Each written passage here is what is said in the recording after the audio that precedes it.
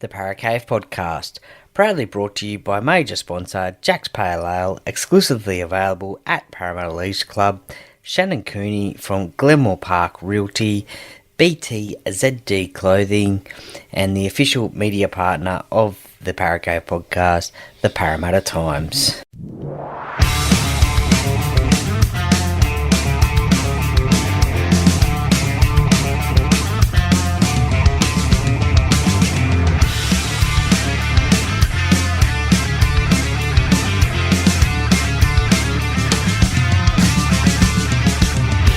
Welcome to another episode of the Paracave Podcast. And now over to your host, Troy Warner, broadcasting live from the world-famous Paracave.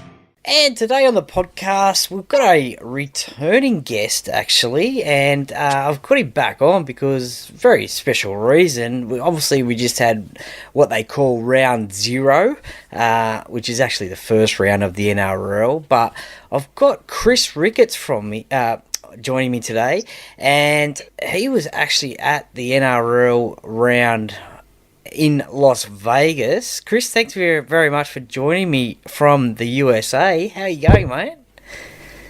Yeah, thanks, Troy. Always good to see you. I won't lie, I'm a little banged up.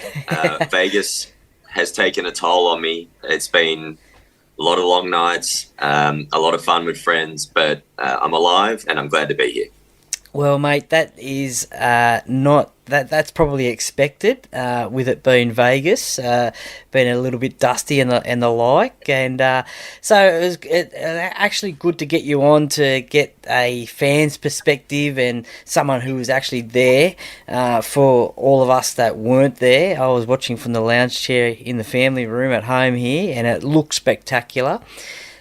Before we get to yesterday's games, you knew you were going to the event. Leading into the event, what was sort of like your expectations leading into it for the NRL first time in America? Yeah, my expectations, I'm not really sure what I expected. I'd been to Allegiant before to watch games of college football and pro football in the States, but I obviously hadn't watched an NRL game there. As someone who's lived overseas for a number of years, it was a really interesting experience because it felt like a part of Australia had come to us over here. So as an expat, it was a really cool experience. And I had a number of American friends that came, and this was their first game of rugby league, and just being able to go through it live with them was a really cool experience. I enjoyed it a lot.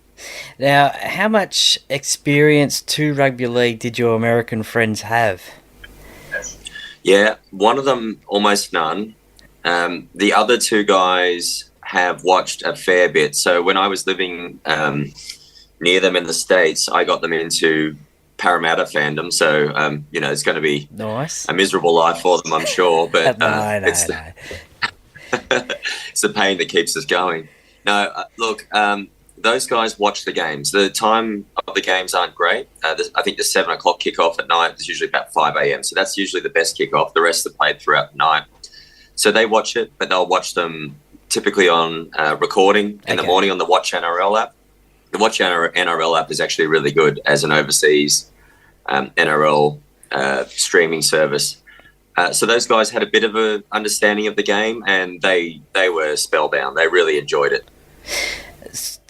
When did you arrive in Las Vegas?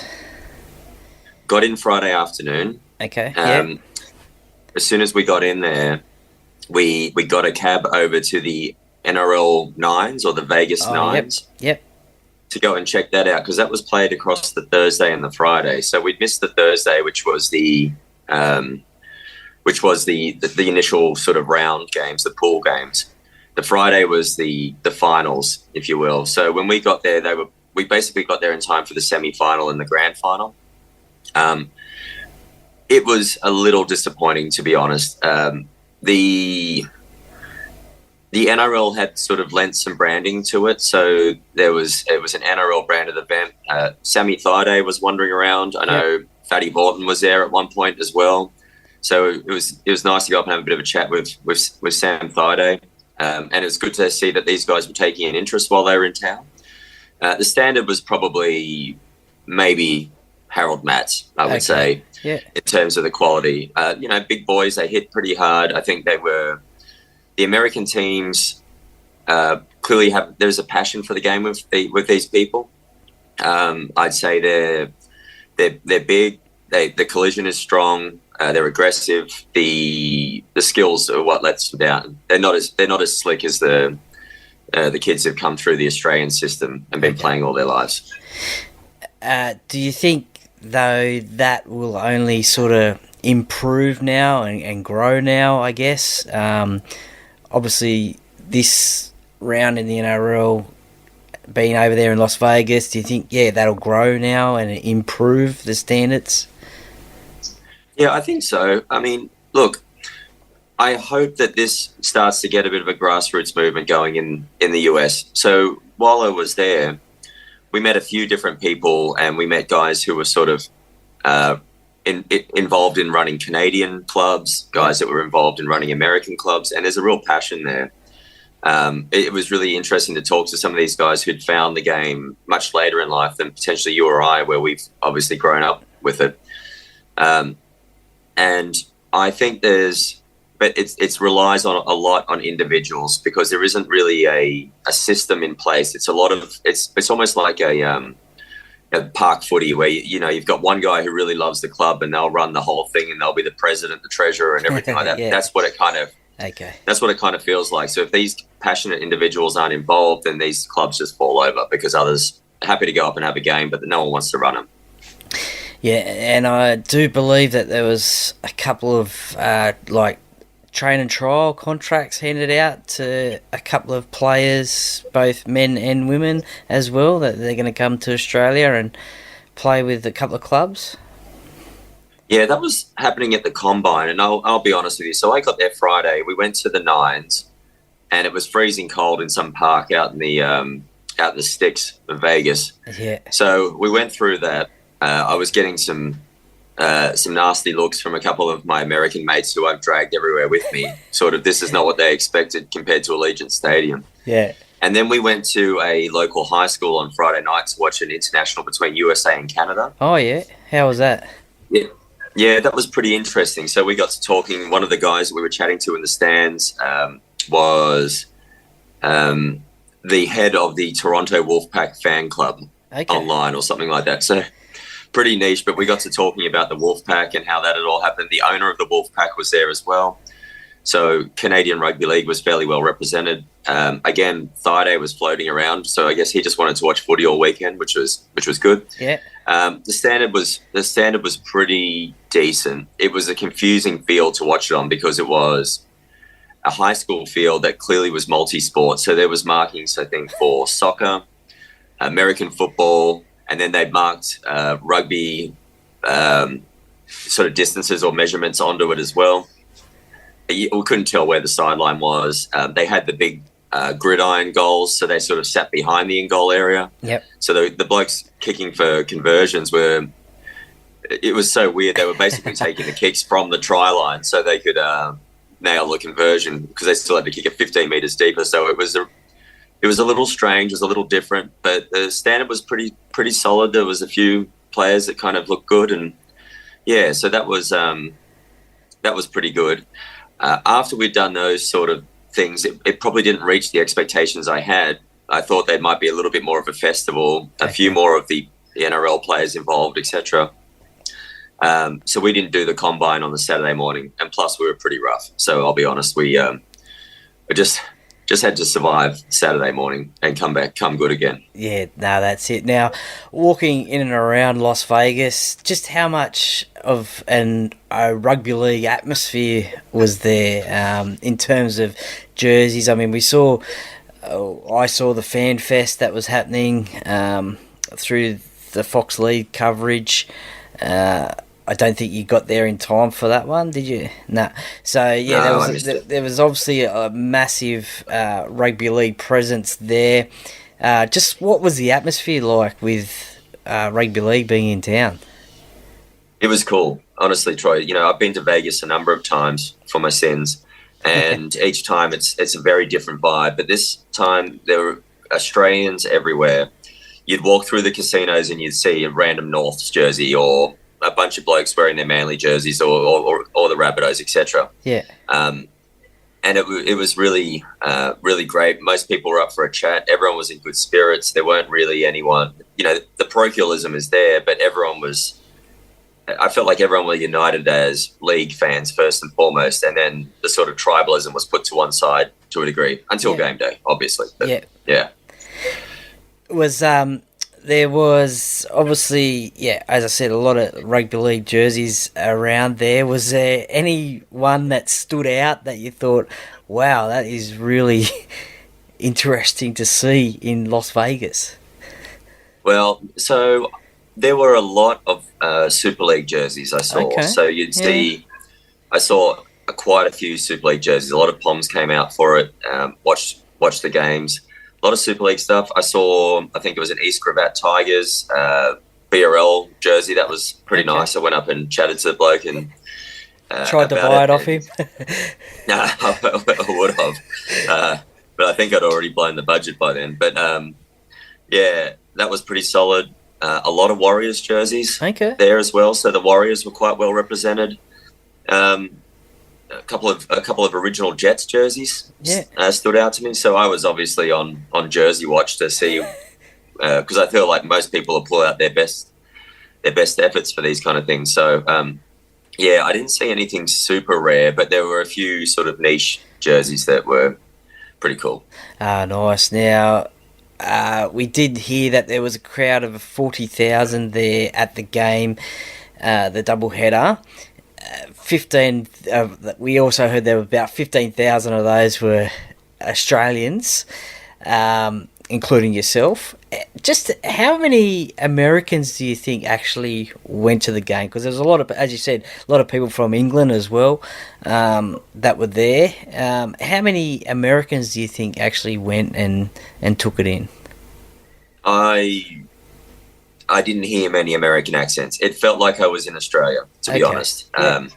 So, like I said, a lot of Northern English accents around the place, and primarily Australians. So, I feel like there might have been Americans there who had friends who were expats. So basically, the situation that I was in, where I'd managed to get a couple of other guys passionate about the game, and they came along with me.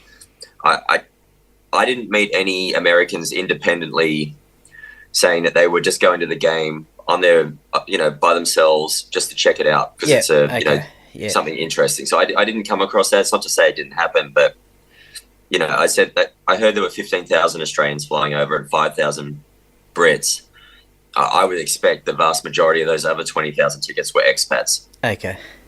Yeah, no, that's fair enough. It's probably going to grow a little bit more, obviously, a lot more interest as well. The good thing was that it was on Fox 1 over there as well, so there was a lot of eyeballs on the game. A few of the NFL players that were there were saying that this is a mad game, I love it. They're braver than us because they don't have pads and helmets, obviously. The physicality's there. Now, we'll turn to game day. What jersey did you wear to game day? I picked out a 1996 game-worn reserve-grade Stu Kelly jersey, so number 31. Some jersey collectors are a little bit weird because the high number thing tends to be a bit of a sought-after item. So I wore that one, and it was the right amount. I knew I was going to be hammered, so it was the right amount of quality to be able to sustain maybe a bit of a spillage of a beer or two, and it wouldn't kill the value too much, whilst also not being so valuable that I couldn't go and have fun. So and those dark blue jerseys as well were they hide things pretty nicely. So that's what I wore. Were you the Eels? What about the Americans? Did they wear the Eels jersey? Were you the supplier of their outfits as well? No, a couple of the lads have bought their own jerseys. Okay. So nice. I'll shout out my mates John and Dan. John had a 2017 the 70-year jersey on, and Dan, who has really gotten into it, he was wearing a 2001 home strip, which was quite a nice kit. And then I supplied my other buddy as well, who didn't really care about the game, but I just wasn't going to go with someone that wasn't wearing a Parramatta jersey. So, wow, that's fair enough. I did actually see a lot of Parramatta jerseys in the coverage as well. Especially the yellow ones, the gold ones, they stand out perfectly. And in the front, especially when you're in the front row as well, I had a couple of mates as well who went over there for the game as well. Now, to the game, now you said you've been to Allegiant Stadium before. How did the atmosphere compare to that of obviously it's not going to be the same because it's obviously college football and pro football is going to be full crowds over there, full stadium, 60,000 I believe. What was the atmosphere like with it having 40,000 in there?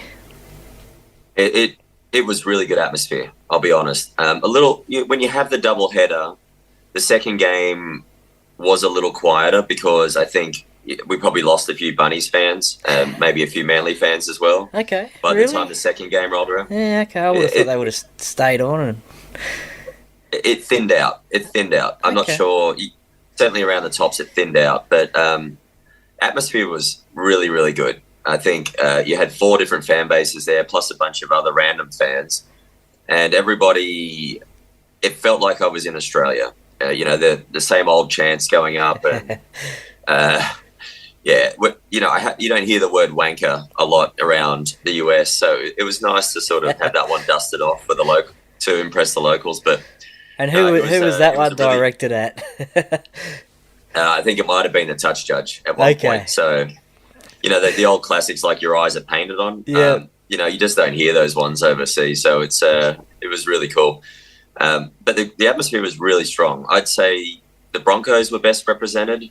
Okay. And then I'd say South's next. And then a bit of a drop to Manly and the Roosters, as you'd probably expect with their small fan bases. Yeah, no, that's true. I mean, it certainly did look great on there. Now, what's the as a fan, what's the best sort of food and drink to eat at Allegiant Stadium?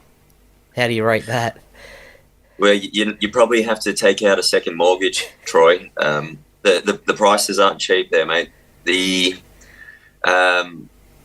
drink wise, so you're paying sort of $15 a beer, $15 US a beer, which I don't know, what's that, $25 Australian? And they're the tall boys, but that's still bloody expensive beer.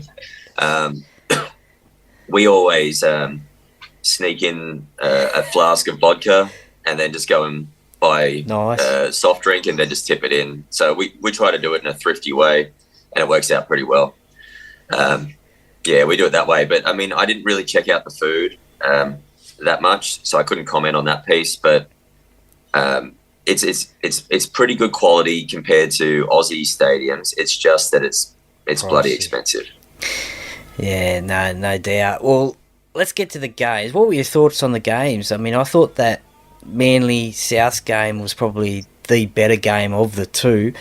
And the Brisbane Roosters games was probably a little bit of a game that you'd find at the end of the season rather than the start of the season. It was grinding, it was slow, it was, I mean, obviously intensity was quick, but points wise it was slow. But what were your thoughts on the game?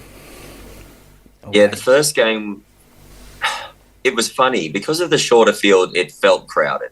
The shortened width of the field. It felt a little crowded. Like the play wasn't as slick. They couldn't open it up to the flanks as much as easily. But it was a very open game. Look, I thought that Manly are going to be a force to be reckoned with this year. They looked super sharp, and that Cherry Evans-Brooks combination at the scrum base, really impressive. Trebojevic looks semi-healthy for now.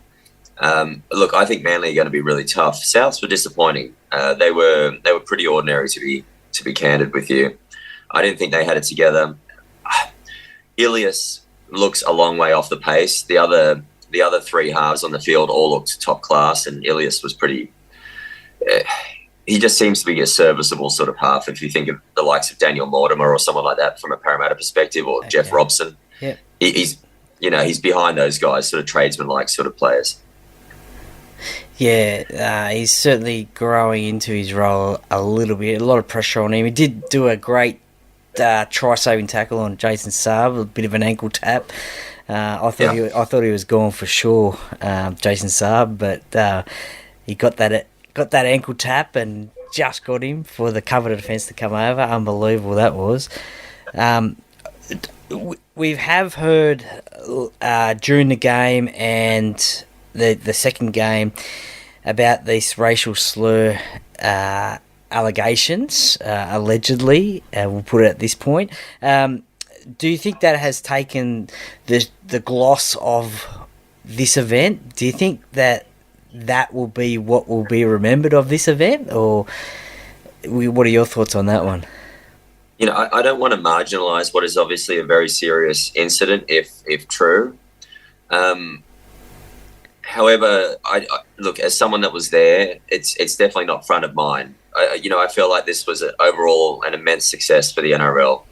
The engagement from fans, both local and abroad, was incredible. It was something that everyone in town was talking about. The cab drivers that were driving us around all talking about, oh, you're here for the rugby match. Kind of grates on you as a league fan, but yeah, we're here for the rugby. It maybe takes a little gloss off it, but I certainly don't think that it's going to be the thing that people remember here. I think this whole experiment looks like it's been an overwhelming success. I don't know what the TV ratings were like or anything like that at this stage, but I'm sure we'll get some numbers from the NRL at some point. Who do you think next year's teams should be? Do you think there'll be more of a crowd and an interest next year? I mean, obviously there will be because it'll be the second year. And who do you think will be the next 4 teams that'll go over there? I think they'll try and have representation from a few different areas. So you're probably talking the Warriors will go. You'll probably have one of the other Queensland teams would go out of the Titans, Dolphins and Cowboys. So I'd say that you do it that way. And then you might have 1 or 2 Sydney clubs there as well. So, I think you'll get a Queensland club, a New Zealand, the Warriors will go. And then I think, anyone's guess beyond that. So we had 3 Sydney clubs go this time. So I guess there's 6 left.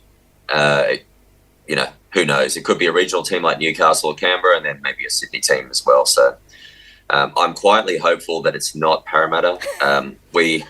I still live in Europe, and we're moving back to the US in the northern summer of 2025. So next year would be the only year I can't take a domestic flight to go to the Vegas game. So I'm hopeful I can skip next year's one. But if it's Parramatta, I'll go from anywhere because it's a lot closer than getting to Oz to watch a game. Yeah, and I suppose that's the benefit. I have heard a little rumour that Parramatta will be one of those sides that goes over in 2025. The only thing that'll stopping us from going there is obviously winning the World Club Challenge. And just speaking of the World Club Challenge, winning the Premiership in the NRL and then playing the World Club Challenge. Just speaking of the World Club Challenge, there has been a little bit of talk from fans saying that potentially the thought of playing the World Club Challenge at Allegiant Stadium when the NRL's on as well, as like a triple header. What are your thoughts on that? I mean, obviously then you've got the 2 best teams of rugby league in England and Australia playing in an American audience. Oh, I think it would be unreal, honestly. I spoke about this with a couple of my friends on our podcast, and we were talking about the fact that it would have made a lot of sense for this to go on first. I think if you had Wigan, Penrith, and then you played the other 2 games, maybe you play them one night after the next, or maybe you play a triple header. It's engaging for league fans all over the world. So the English fans I mentioned, there would have been probably 5,000 to 10,000 there. Yeah. And that was without any of their teams represented. If you start to get the British clubs involved as well, I think in terms of fan presence, it would be an amazing thing. So I would love to see it. Yeah, well, I guess you could play that, and the NRL team that's represented there, I guess they could have the week off. The next week, they could have their bye, or the bye in round one, I guess. Then the week after, so that would be great.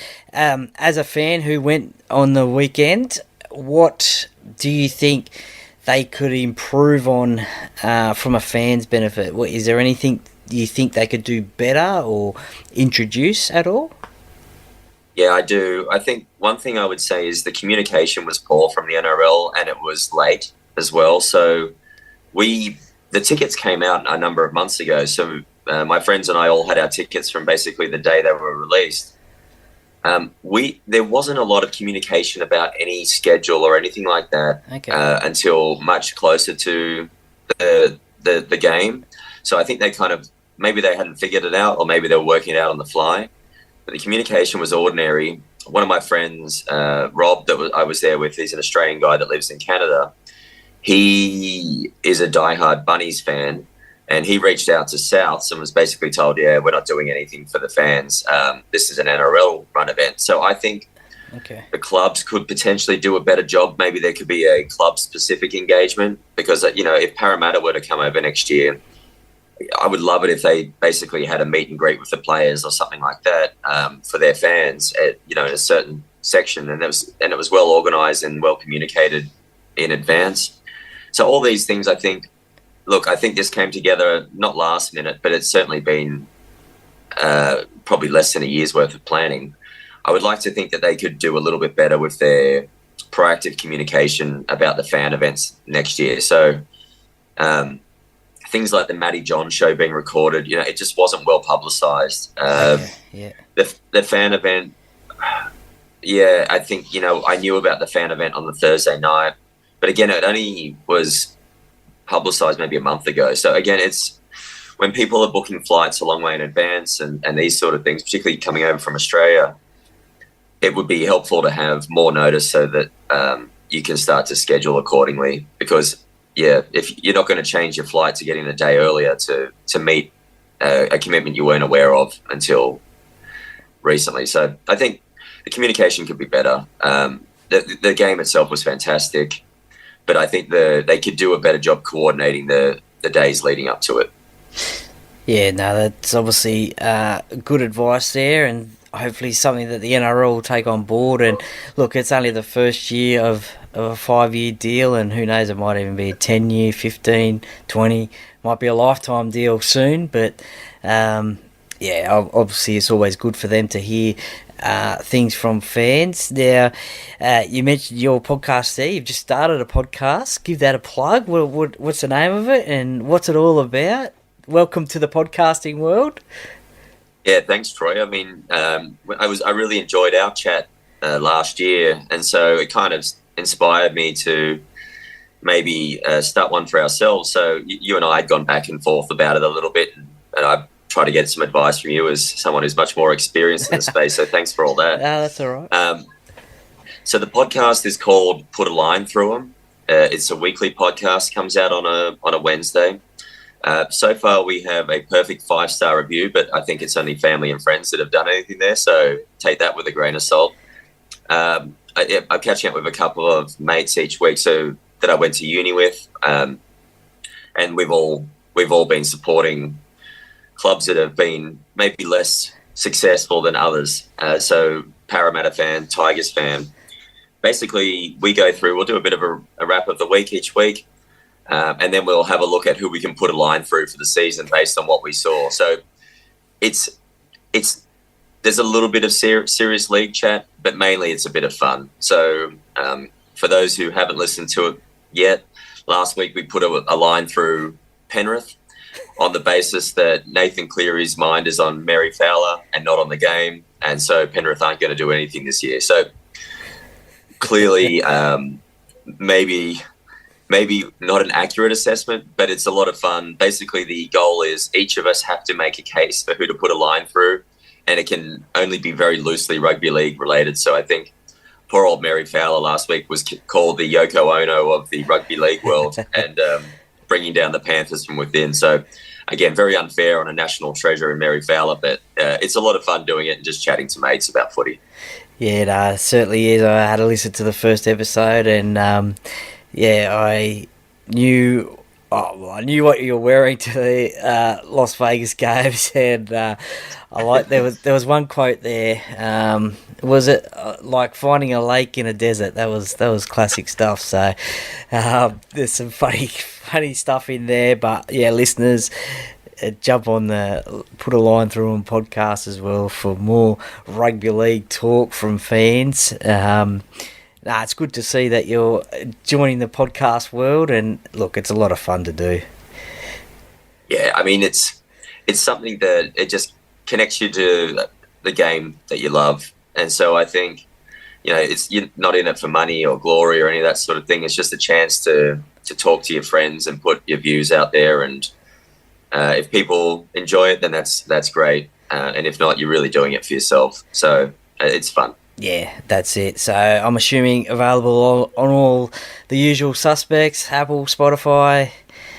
It sure is. Yeah. I'm not the tech guy. We've thankfully got another guy who's far more technologically advanced than I am, but he's managed to navigate his way through getting it all on those platforms.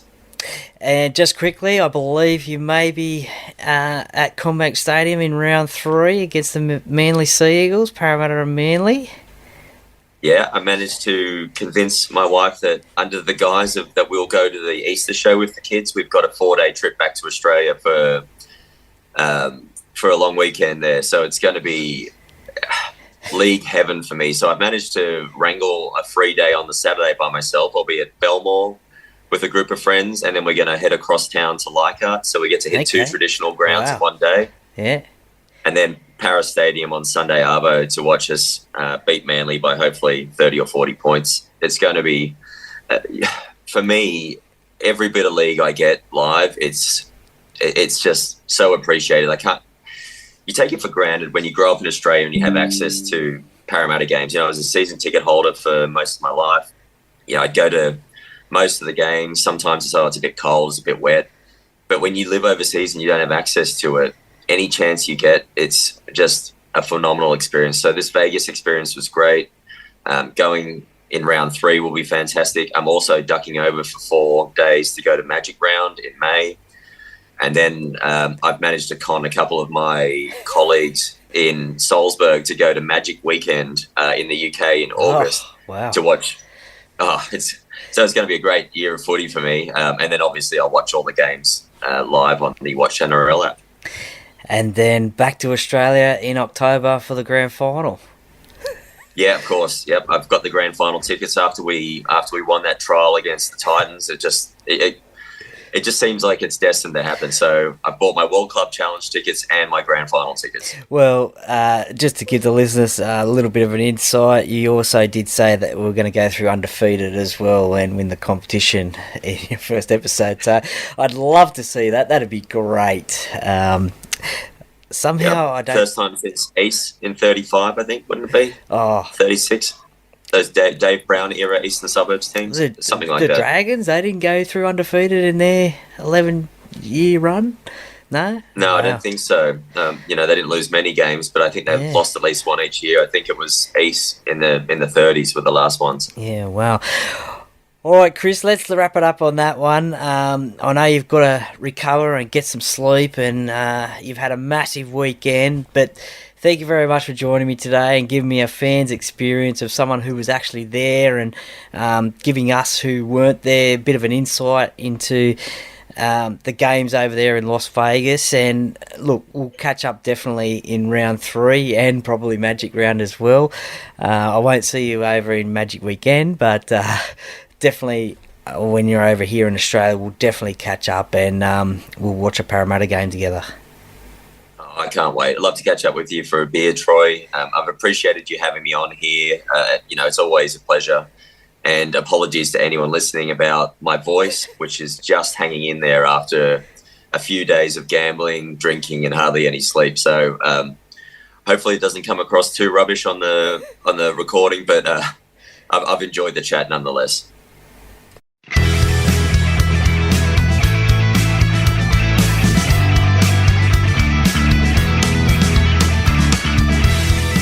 Thank you for listening to another episode of the Paracave Podcast. See you next time.